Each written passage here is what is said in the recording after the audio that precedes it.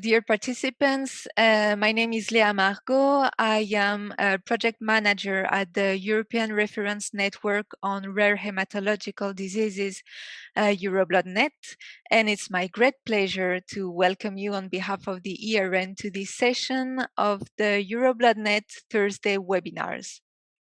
So before starting, just some technical information. This session is recorded and it will be implemented on our EuroBloodNet e-learning platform. So if you do not feel comfortable with that, please put off your camera. Also, please be kindly informed that your microphone is muted. So if you have any question about the presentation, you can write them in the chat right here, and they will be addressed at the Q&A session at the end of the webinar. So the aim of these educational activities is promoting the interest on very innovative topics in order to stress among health professionals the cutting-edge advances in the field of rare hematological diseases. And today we are going to assist to a lecture on selecting beta-thalassemia patients for gene therapy, a decision-making algorithm. So, dear audience, please welcome with me the speaker of today's session, Professor Gianluca Forni, that I will be presenting right now. So, since 1997, Professor Forni is head of the Regional Center for Microthytamia and Congenital Anemia and Iron Dysmetabolism, a center recognized as a reference by the European Reference Network EuroBloodNet. As hematologist, his main fields of interest are congenital and acquired anemias, as well as congenital and acquired alterations of iron metabolism. He has experience in the experimentation of innovative therapies, and in this capacity, he was and is a principal investigator in international multicenter clinical trials.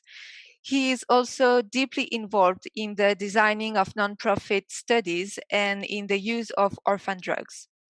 He has experience in the development of non-invasive diagnostic methods of iron overload. Professor Forni is also a reviewer for numerous scientific journals and visiting professor at the School of Hematology and that of Pharmacology of the Genoa University. He is also member of the Training Affairs Commission of the Italian Society of Hematology. And finally, he is currently president of both the Italian Society of Thalassemia and Hemoglobinopathies and of the Foundation for Research on Anemia and Hemoglobinopathies in Italy. So please, Professor Forni, the floor is yours. I thank Lea for this presentation and good afternoon. So I now start to share the presentation.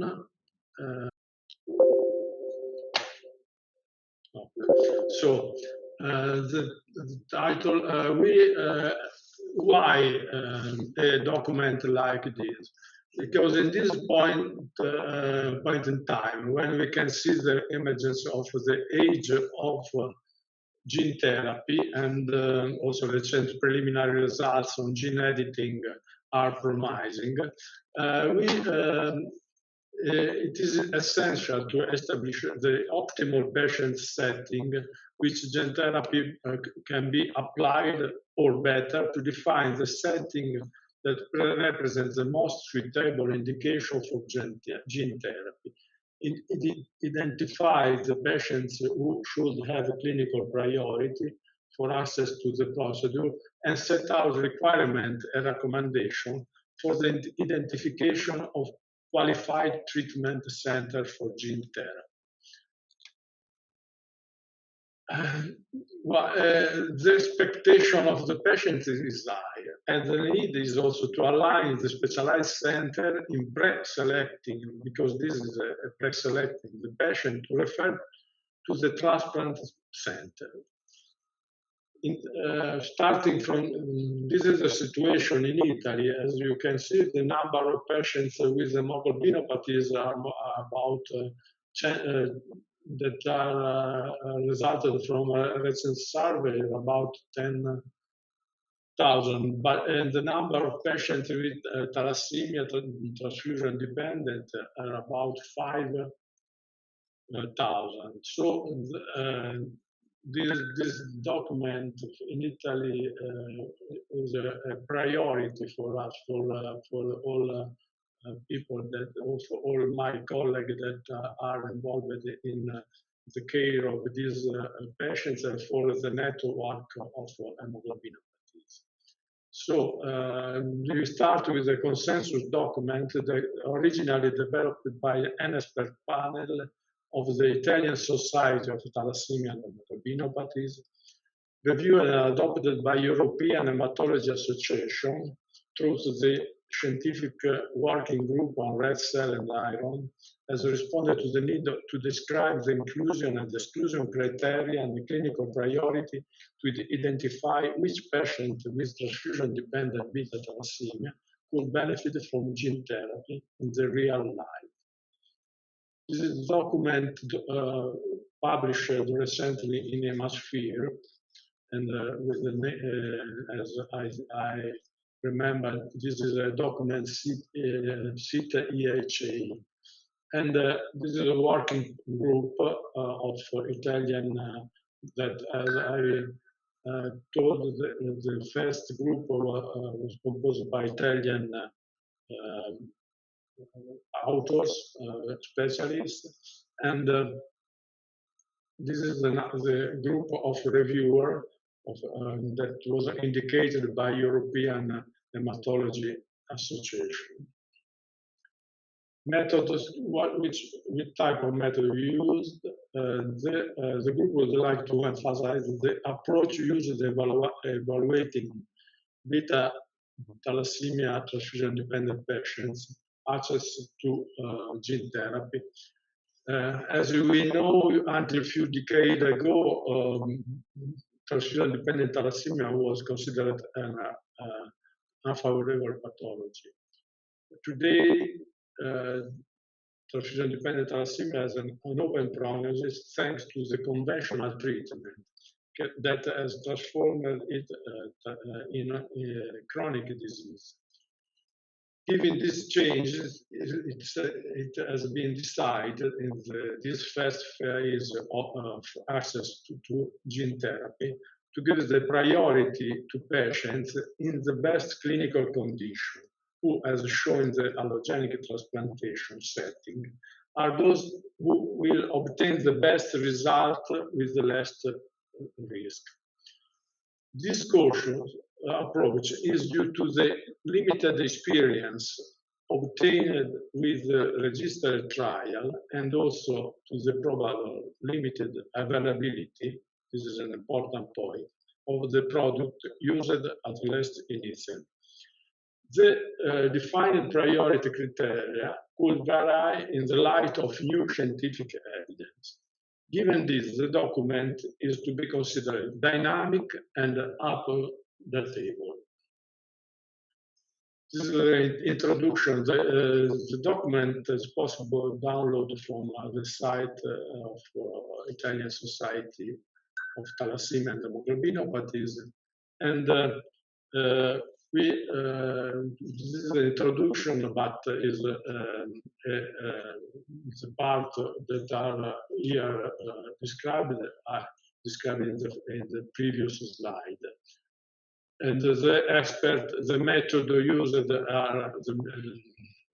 are the method that regarding the published literature, collection of the published literature, and the keyword used were beta thalassemia, bone marrow transplantation, gene therapy, hematopoietic stem cell transplantation, hemoglobinopathies, hepatitis, iron overload, liver complication, endocrine complication.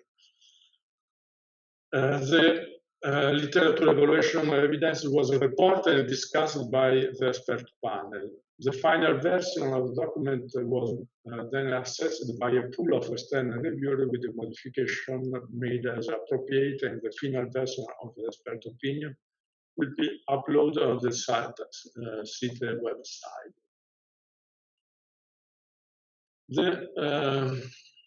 The patient priority criteria for access to gene therapy defines this algorithm, and the supporting note could vary as new scientific evidence emerges, and therefore the expert opinion will be reviewed regularly and updated when new clinical data are published or any changes are made to the European Medicines Agency license for gene therapy.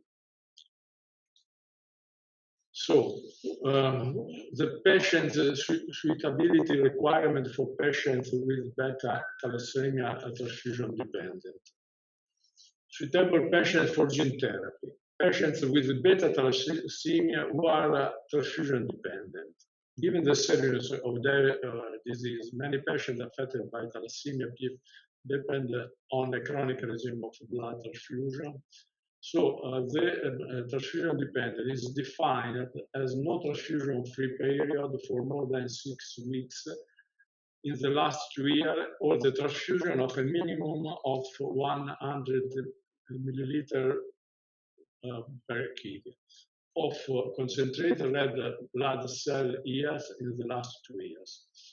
Patients with beta-thalassemia who are followed at center experienced in the treatment of beta-thalassemia according to the EMA prescription or at hemoglobinopathies reference centers for the country, so like Italy, where a specialized network recognizes the institution by institution exit. In consideration that not all countries have such a specialist center, we recommend that a summary of the described information must be available. At hemoglobinopathies specialized center, it is possible to track clinical data, particularly data related to transfusion.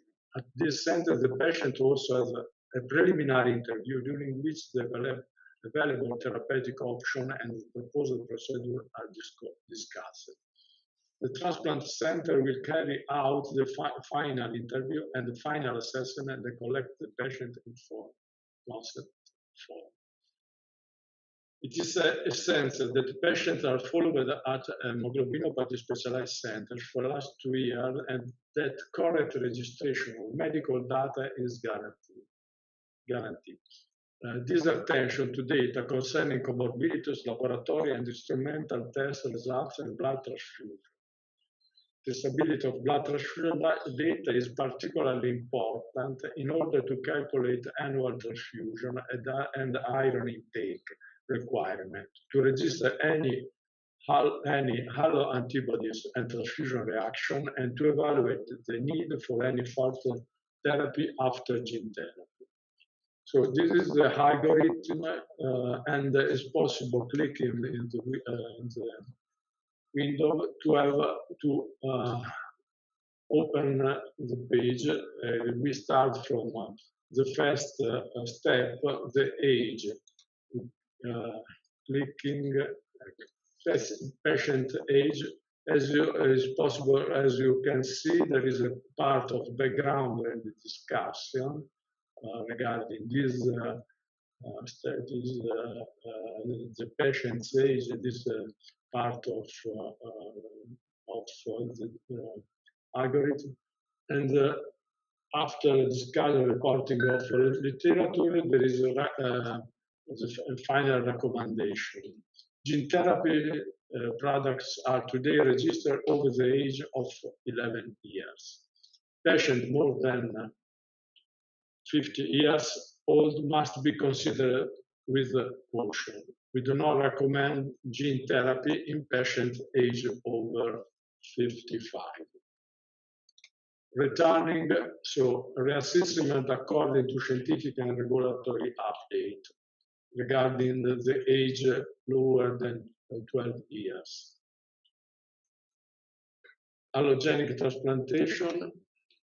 Background. The 2 key factors that determine eligibility for allogenic transplantation affect clinical outcome after transplantation are age and the availability of an HLA identical family donor. The final recommendation are patients age under 14 years and age identical family donor are the factor associated with the best transplant outcome in patients with beta transfusion-dependent thalassemia.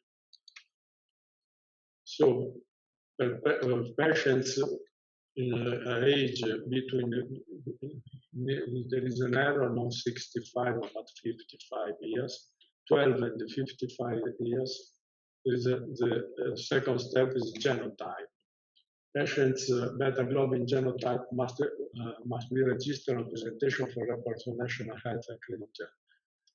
Laboratory identification recommendation. Identification of patients' complete molecular globin profile is strongly advised before starting gene therapy. As you know, now at this moment, the availability of the gene therapy is approved only for patients no beta-0. It's possible in the future we hope to open this also patients with beta-0, this type of therapy, reassessment according to scientific and regulatory update. With no beta-0, assess iron overload. Background and discussion in this part, there is a difference between recommendation of EMA and CIT adopting a cautious approach.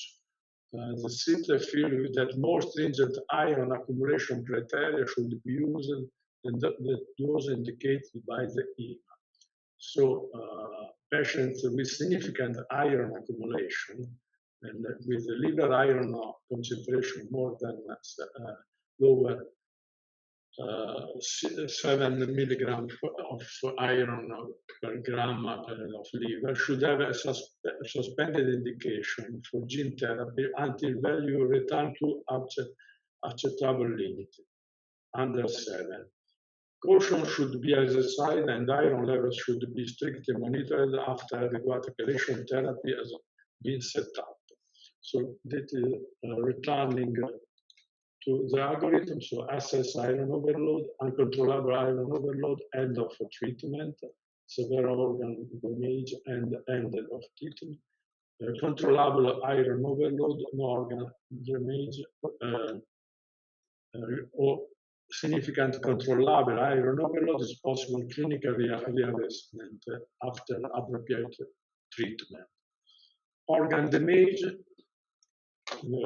this cardiomyopathy, recommendation are the following conditions should be considered exclusion criteria.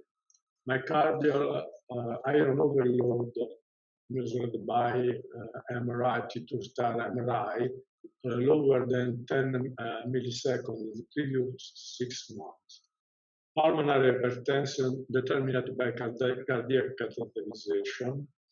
Serious congestive heart failure, class 3 or above, New York Heart Association. Significant arrhythmia requiring therapy as defined by European Heart Rhythm Association guideline. Myocardial ischemia in the previous 12 months as defined by European Society of Cardiology guideline. Restrictive myocardiopathy as defined by ESC guideline.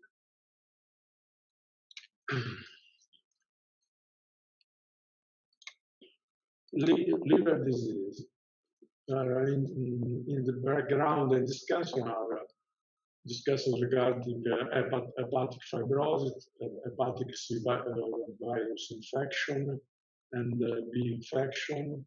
The recommendation are the ideal candidates for gene therapy are patients with beta-thalassemia who have no or only slight hepatic fibrosis, which is in this context is said defined as level F1 based on FibroScan or Isaac stages that are also based on liver biopsy.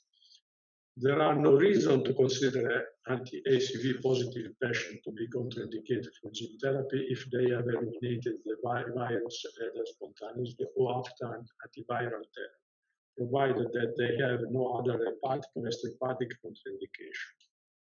Gene therapy is contraindicated in patients with chronic HBV infection as defined by European Association for the Study of Liver guideline.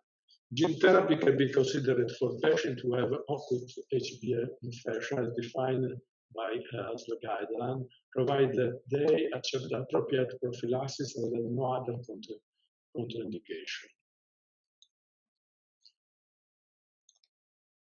Nephropathy, no, endocrine, sorry, I return to organ damage, endocrinopathy. Recommendation. A causal approach should be adopted at this stage given the limited clinical experience with gene therapy. Insulin-dependent patients should not be considered high priority patients for gene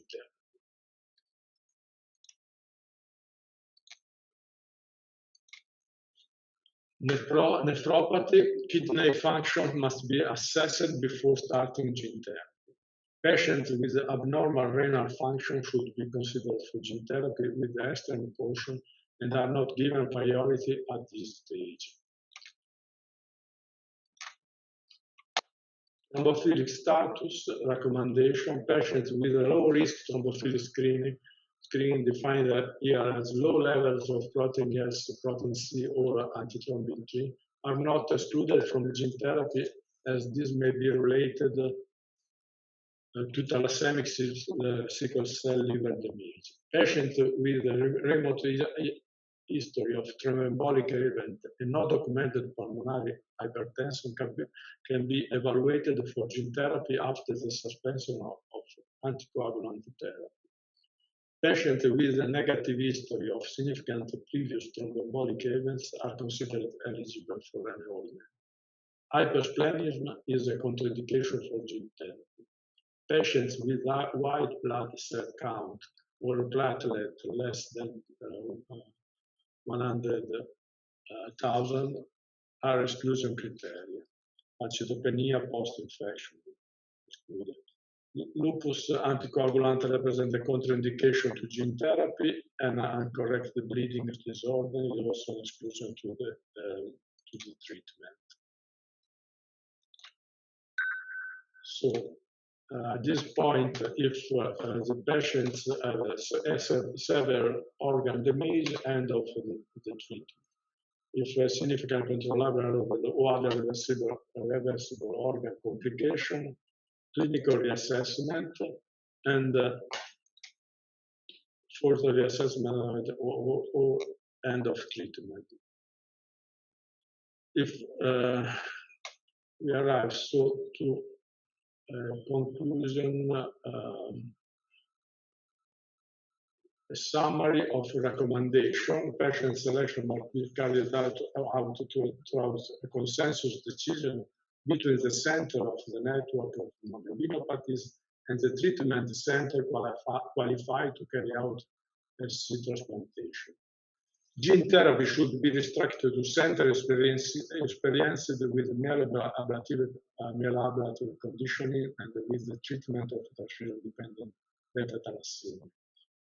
Patients selected for gene therapy must fulfill the inclusion criteria established by anti-globin European medicine by European Medicine Authority, licensed as accredited by the Foundation for the Accreditation of Cell Therapy, a joint accreditation committee, FACT-GERSI, for all allotransplant.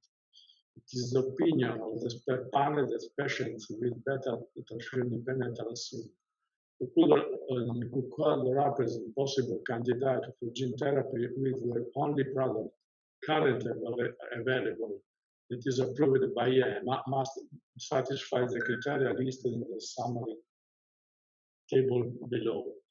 Patients must be considered suitable for gene therapy if they meet the exclusion criteria indicated by the regulatory authorities, have uncontrollable iron overload or chronic organ damage, example, pulmonary hypertension. Controllable iron overload requires assessment, caution must be exercised when assessing patients with complication and comorbidity. In recognition of the continuous evolution of medical scientific knowledge, of new data being presented in the literature and the specific case of change, the recommendation from the regulatory authority, the CIT and the EHA expert panel, will update this algorithm and the supporting note when new evidence is published that could modify the strength of the current recommendation. As this technology will likely improve over time, the inclusion of changes in some parameters may happen. For example, more effective vectors, β-zero patients, less myeloablation, or not toxic regimes, novel medication that improve some of the conditions related to iron. Should not such evidence emerge, the CIT and the EHA expert panel will review and update the algorithm supporting note every 2 years. This is the summary, the table of the summary of the priorities and prioritization of the patients and the selection of the patients. Are described also requirement and recommendation for the identification of qualified treatment center, so ability to deliver gene therapy. Each center must be accredited according to FACT-JS standard.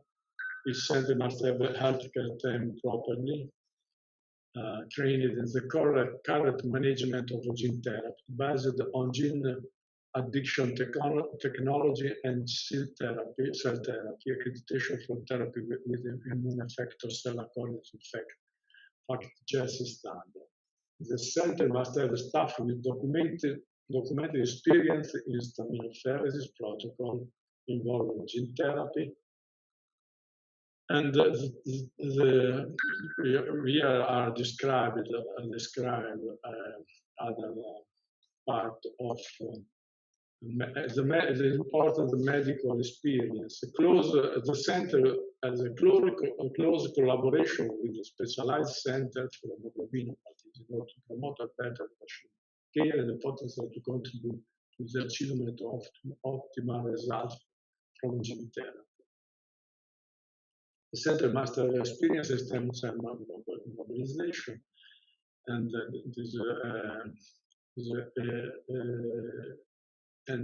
important that the patient has adequate resources for the correct management of patients with beta-thalassemia. And the experience in stem cell transplantation, primarily in non-malignant pathologies, particularly beta-thalassemia or sickle cell anemia, is not only an indicator of the capacity of the manager staff of the center to administer gene therapy with this patient, but also of the on-site availability of the skill necessary to perform apheresis infusion in hemoglobinopathies according to the approved protocol. Returning, so we finish the resources to mentor an organization are described across the procedure, but returning to other, as I told you, the document was published in Hemasphere. It is possible to download in the CIT site. And thank you for your attention. Thank you very much, Professor Forni, for this very exhaustive and interesting presentation. So now I will encourage the audience to ask questions if you have some. Do not hesitate to write them in the chat box. You can find the bottom of the chat, the button of the chat at the bottom of the screen. So maybe I will start with first question, Professor Forni. So why the algorithm cited only the gene addiction therapy and not gene editing? Yes, that is, thank you for this question. because now this document is for not for trials. The selection of patients for trials are not described in the trials, and this is for approved by EMA therapy, and we hope in the future to describe also therapy with gene editing therapy and selecting the patient for gene editing. Thank you. And another question, would you prefer to provide at first gene therapy to younger patients? To younger, but I hope now we cannot select patient younger because the indication of EMA are very strictly. And we hope in the future, yes, but when we have the data of the trial regarding this population of patients. But now the indication of EMA are very strictly, so it's impossible to indicate younger patients less that are not without the EMA indication approbation. Yeah, so the person was is precising that they were speaking about older than 14 years old. Patient older than 14 years old. Yes, or patients then 40 years old. Yes, we consider patients older than 12 years. So in your opinion, how many TDT transplants should have been performed in a center to be experienced? In a center of transplant or in a center for hemoglobinopathies. That is not in a center for hemoglobinopathies. I think the number of patients is not is very difficult to have a number, but center where usually are followed patients with hemoglobinopathies is the same is for specialized for transplant center. The transplant for hemoglobinopathies is in a transplant center must be not a exceptional practice, but a common practice. So, and also in the algorithm, the patients are not informed about the therapy procedures and the risks. That is no the role of this. That part is a role of transplant center.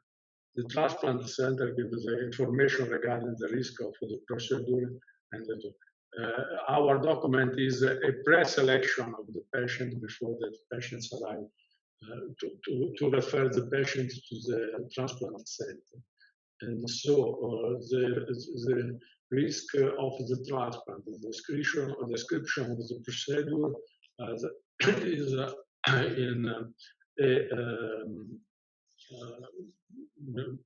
the patient will be documented of this risk in near the transplant center.